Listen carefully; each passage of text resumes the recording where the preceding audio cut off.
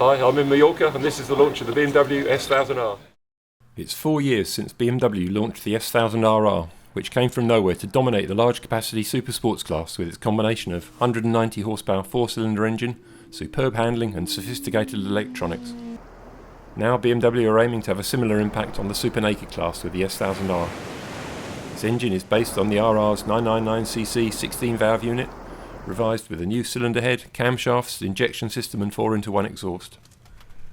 Maximum power is down by 30 horsepower, but the S1000R still makes a maximum of 160 horsepower at 11,000 RPM, and it produces more torque than the RR all the way to 9,000.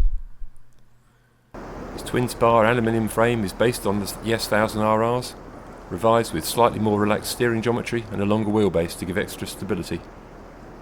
In many markets, including the UK, the S1000R comes in two versions.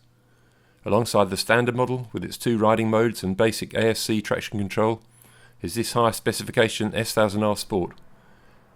This adds 2 extra riding modes, a gearbox quick shifter, the more sophisticated dynamic traction control, colour matched belly pan and the DDC semi-active suspension.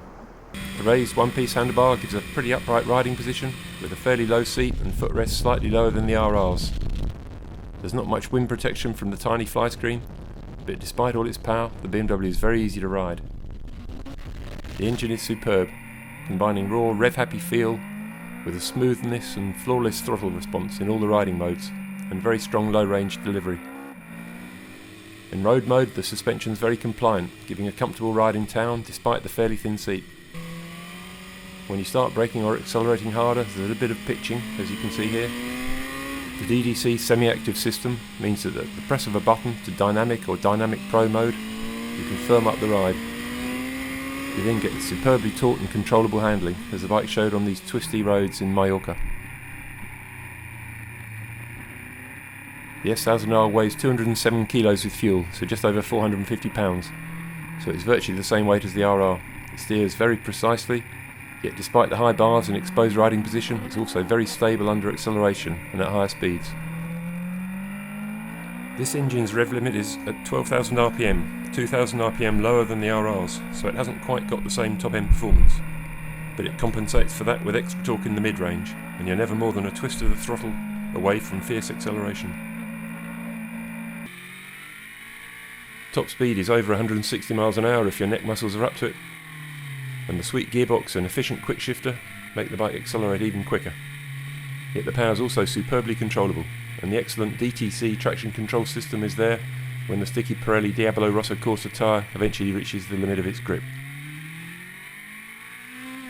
Braking from the radial Brembo system is fierce yet controllable, and backed up by an ABS system that can be set to allow rear-wheel skids in Dynamic Pro mode, if that's your thing.